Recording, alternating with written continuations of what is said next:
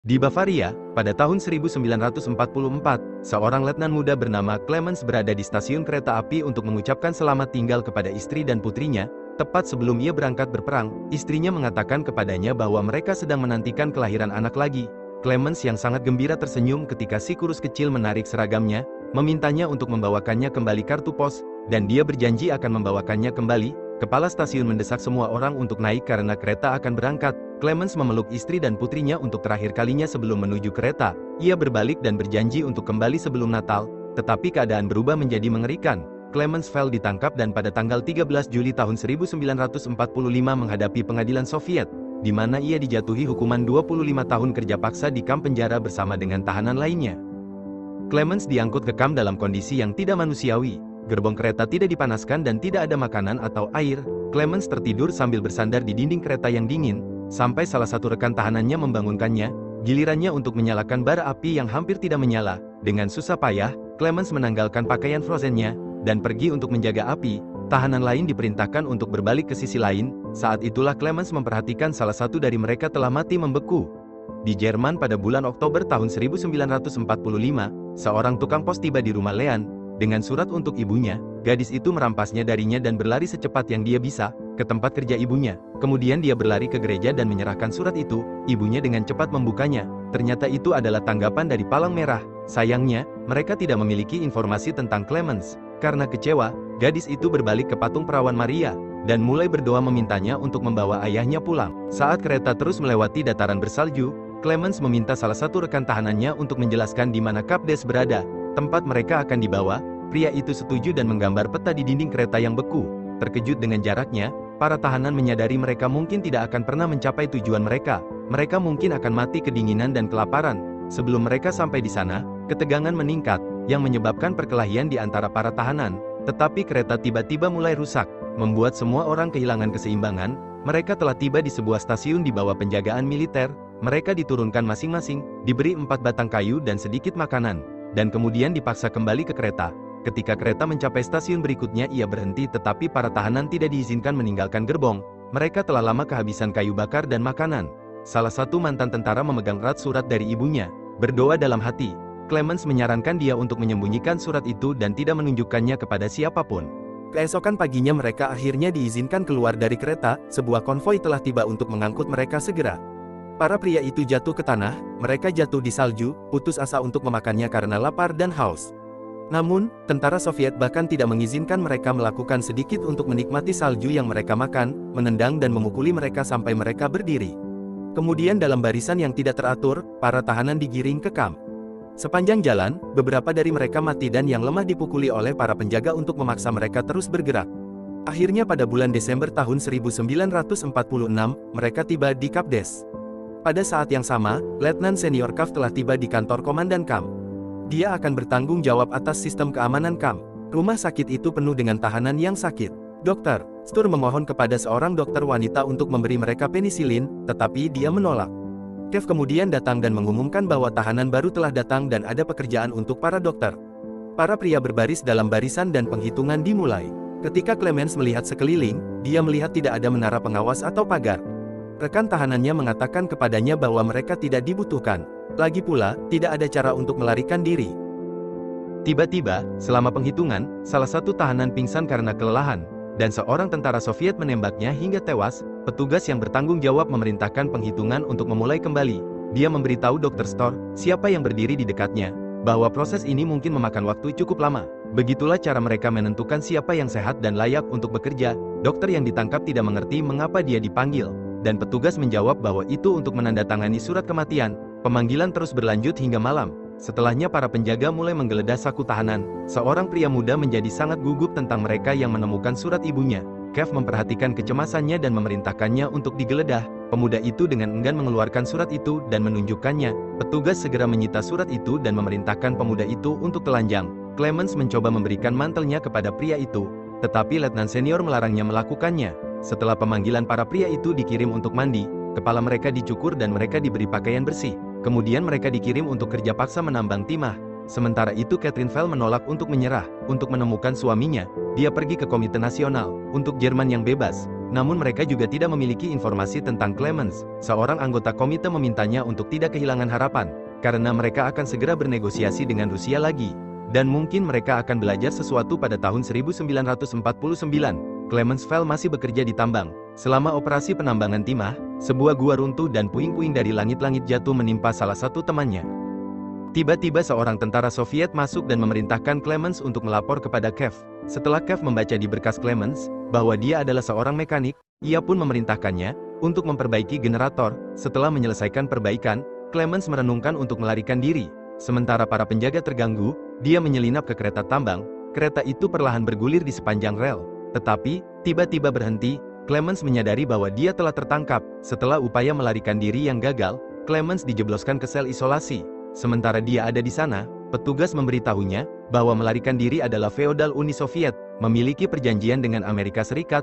Jika dia berhasil melarikan diri ke Alaska, otoritas Amerika masih akan menyerahkannya. Setelah ini petugas memerintahkan Clemens untuk dibebaskan dari sel isolasi.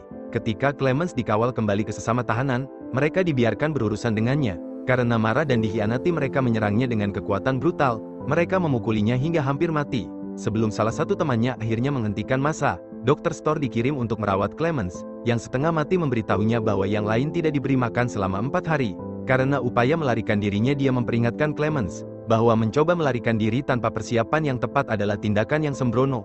Melihat keadaan Clemens saat ini,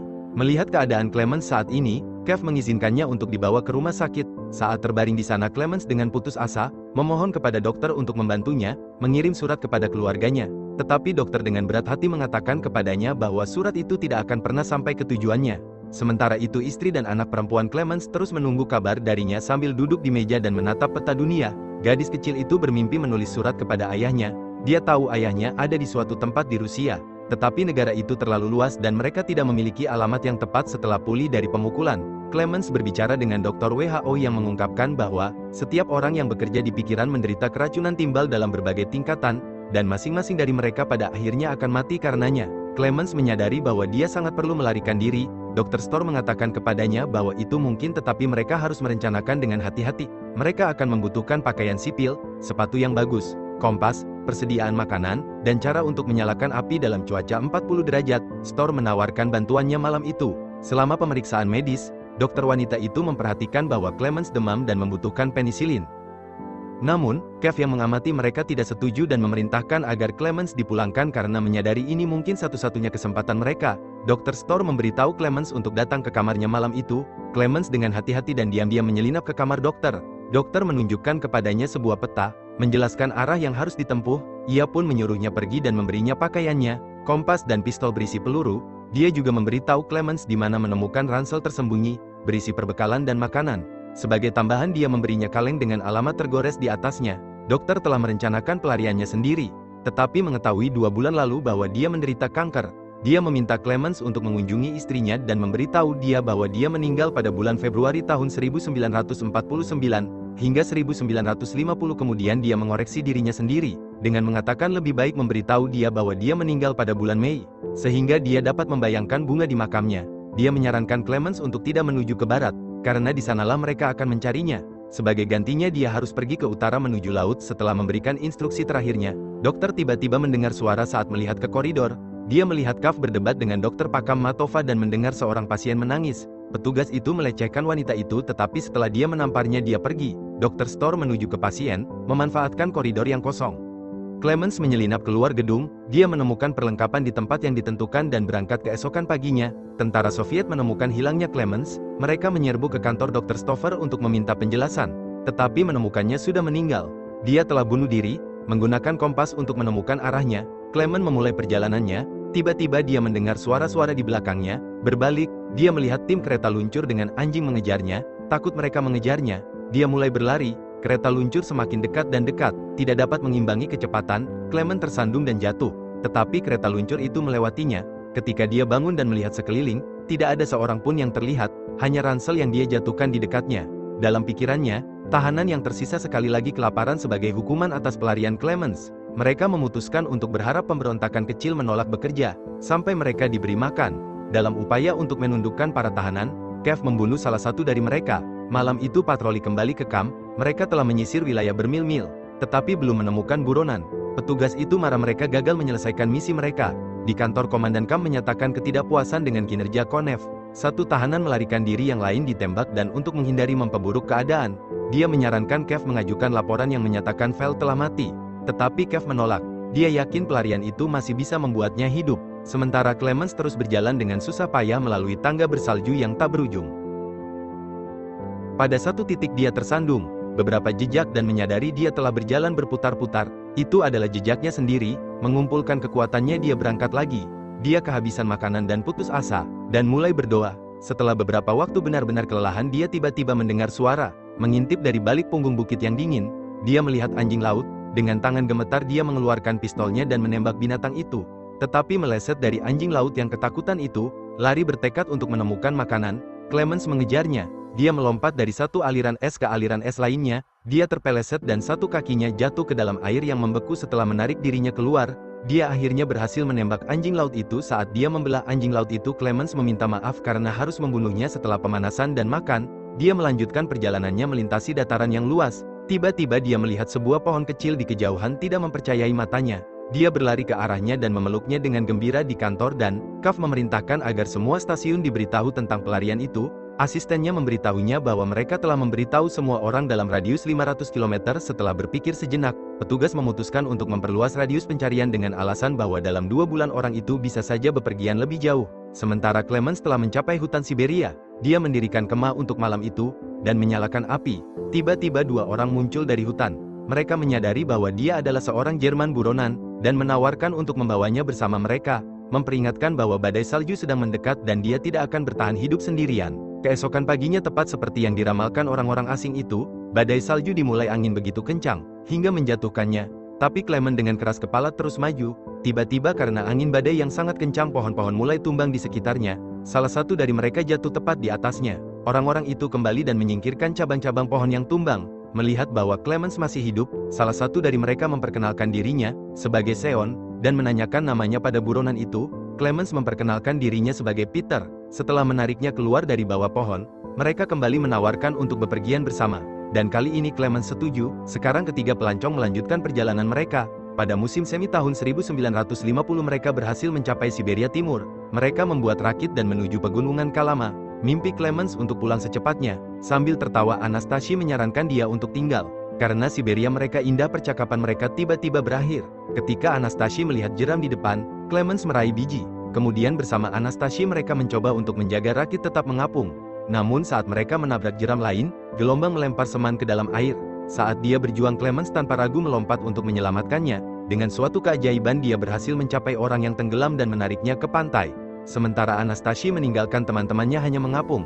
Setelah merapat rakit di pantai dengan semua barang milik teman-temannya, Clemens menurunkan muatan di dekat gubuk kayu kecil. Sementara itu Semyan dan Clemens berjalan melalui hutan Siberia. Dengan berjalan kaki di gubuk, Anastasia segera memeriksa barang-barang teman-temannya dan menemukan segenggam emas di salah satu ransel. Setelah beberapa waktu, kedua pria itu tiba di gubuk yang sama.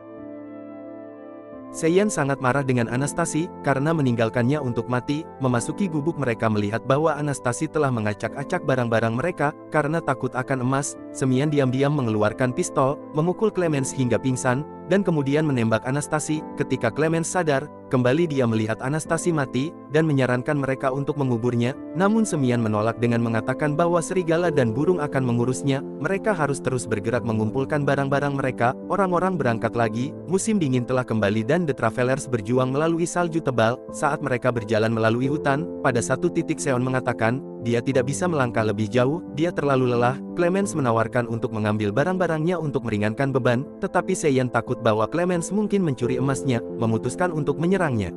Clemens jatuh menuruni lereng dan kehilangan kesadaran. Pada saat itu Lean bangun dari mimpi buruk, dia bermimpi tentang ayahnya lagi. Clemens terbangun karena suara serigala. Melolong membuka matanya, dia melihat sekawanan serigala menyerangnya. Melompat berdiri, dia mencoba memanjat pohon terdekat, tetapi serigala yang mendekat telah mencengkeram sepatu botnya dengan gigi mereka dan menariknya ke bawah. Sepertinya dia ditakdirkan untuk kematian tertentu, tetapi tiba-tiba suara tembakan menakuti para serigala pergi. Diatasi oleh stres dan rasa sakit, Clemens kehilangan kesadaran lagi. Orang-orang cuci menemukannya, para pemburu memuat Clem ke kereta luncur dan membawanya ke desa nomaden. Mereka menempatkannya di salah satu yur, mereka dan merawatnya hingga sembuh, memberinya berbagai pengobatan, melakukan ritual perdukunan dan membacakan doa untuknya. Saat dia pulih, Clemens bertemu dengan penyelamatnya, salah satunya adalah seorang wanita muda bernama Arena, yang jatuh cinta padanya dan tinggal di sisinya. Sementara itu Kev tiba di salah satu pos komando. Dia telah diberitahu bahwa mereka telah menangkap seorang penjahat buronan, yang mencoba membeli paspor dengan emas. Selama interogasi, penjahat tersebut menyebutkan seorang Jerman. Kemungkinan orang tersebut adalah petugas yang mencari penyewa. Memutuskan untuk menginterogasi secara pribadi buronan yang ditangkap dan menuju ke selnya. Namun setelah memasuki ruangan, Kev menemukan bahwa penjahat itu telah gantung diri. Itu adalah Simen, pesan tentang tentara Jerman yang buron disiarkan ke semua pemukiman terdekat. Salah satu pemburu yang menyelamatkan Clemens mendengar informasi ini, dan segera pergi untuk memberitahu Clemens yang sekarang sudah pulih sepenuhnya, bahwa dia sedang diburu. Sayangnya Clemens harus meninggalkan orang-orang, mengumpulkan perbekalan untuknya, memberinya seekor anjing untuk ditemani, dan Arena yang menyedihkan membawanya ke dataran yang ditinggalkan sendirian dengan anjing. Clemens melanjutkan perjalanannya. Pada musim panas tahun 1951, anjing yang tiba-tiba lincah berlari ke depan, dan mulai menggonggong dengan marah. Clemens berlari ke arah suara dan melihat operasi penebangan di sana. Dia melihat seorang pria mengarahkan senjata ke Arish, memanggil anjingnya kepadanya. Clemens bersiap untuk pergi, tetapi pria itu menghentikannya, dan memerintahkannya untuk mendekat dengan ragu-ragu mendekat. Clemens segera ditangkap. Di pos komando dia mengarang cerita bahwa dia adalah seorang Baltik, yang baru-baru ini melarikan diri dari sebuah kamp, dan menuju ke Chitah. Para petugas berpura-pura percaya, dan mengirimnya ke kereta. Sebagai kondektur rem tidak menyadari, Clemens dengan senang hati setuju, merasa bahwa dia lebih dekat ke rumah. Clemens bepergian dengan kereta api ke Chitah. Sementara itu petugas Kev tiba di stasiun kereta api Chitah dengan tentara kereta mulai melambat dan Clemens menyadari mereka telah tiba. Dia melihat keluar mobil dan tiba-tiba melihat tentara di peron depan. Memutuskan dia harus segera melarikan diri. Clemens diam-diam menyelinap keluar dari kereta dengan anjingnya, dan pindah ke sisi lain. Sementara itu kereta berhenti dan tentara mulai mencari semua gerbong. Salah satu dari mereka melihat Clemens, dan pengejaran dimulai. Tiba-tiba Kev sendiri muncul tepat di depan Clemens, dan Arish menerjang petugas anjing mengorbankan dirinya sendiri, untuk memberi Clemens sedikit waktu untuk melarikan diri. Meskipun dikejar, Clemens berhasil melompat ke kereta yang lewat. Setelah turun di stasiun, Clemens menumpang truk dan menuju ke ladang. Saat dia berjalan melalui desa-desa kecil, dia mencuri makanan dari penduduk setempat. Suatu hari saat melintasi ladang gandum, Clemens bertemu dengan seorang pengendara yang takut akan hal yang tidak diketahui. Dia melarikan diri ke arah yang berlawanan, tetapi pengendara itu tiba-tiba menghilang. Sekarang musim dingin, dan dia menemukan sebuah gubuk yang ditinggalkan. Untuk menghabiskan malam di sana, dia mengingat puisi favoritnya. Sementara itu di Jerman, Leon membacakan puisi yang sama di kelas. Ketika dia mencapai baris terakhir, dia mulai menangis. Sebuah truk melaju di sepanjang jalan pedesaan. Pada satu titik itu harus berhenti karena salah satu rodanya kempes. Pengemudi pergi ke belakang truk untuk mengambil ban serap, dan tiba-tiba mendengar suara memindahkan beberapa peti. Dia menemukan Clemens, menyadari bahayanya. Clemens mengambil beberapa kaleng makanan dalam jangkauan, dan memukul kepala pengemudi beberapa kali. Pada bulan Agustus tahun 1952 Clemens akhirnya mencapai Asia Tengah. Dia berkeliaran di pasar lokal yang dipenuhi dengan warna-warna cerah. Orang-orang berpakaian tersenyum, aroma makanan lezat memenuhi udara. Clemens sangat lapar tetapi tidak punya uang. Beberapa gadis yang menjual roti pipih memperhatikan kondisinya dan mengirim seorang anak laki-laki untuk menawarkannya roti. Clemens melahapnya dengan lahap. Tiba-tiba dia melihat sebuah gereja dan memutuskan untuk masuk. Dia diganggu dari doanya oleh seorang pria Yahudi yang mengundangnya ke rumahnya. Pria yang duduk di dekat gereja itu langsung melompat dan berlari ke kantor polisi di rumah itu. Pria Yahudi itu memberitahu Clemens bahwa dua saudara laki-lakinya dibunuh oleh Jerman. Tetapi dia tahu tidak semua orang Jerman seperti itu. Dia menjelaskan bahwa untuk meninggalkan Uni Soviet, Clemens memerlukan paspor dan izin keluar. Untuk itu dia memerlukan nama, dan Clemens memilih Peter, menyetujui pilihannya. Petugas Kev melaju kencang menuju kota di Asia Tengah, dengan kecepatan penuh. Pria Yahudi itu setelah memilih foto, berangkat untuk menyelesaikan masalah paspor. Dia memberitahu Clemens untuk beristirahat sementara dia mengurus semuanya. Setelah beberapa waktu dia kembali ke rumah hanya untuk menemukan bahwa Clemens tertinggal. Dia mencari Clemens dan menemukan di gereja. Di sana dia menyerahkan paspor dan izin keluar kepada Clemens, dan menjelaskan cerita penyamarannya. Clemens adalah seorang Latvian yang menjelaskan aksennya, dan dia perlu menghafal semua tanggal.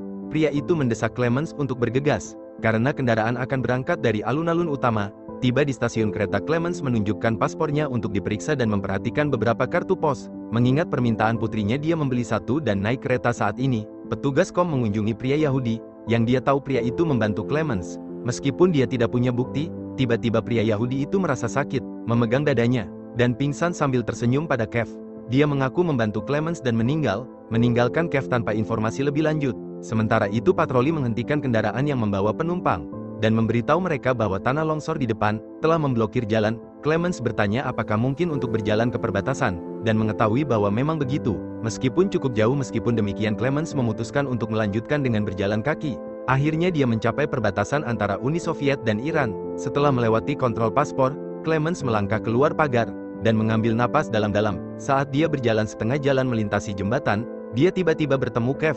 Namun Kev tidak menangkapnya, sebaliknya dia minggir dan membiarkan Clemens lewat.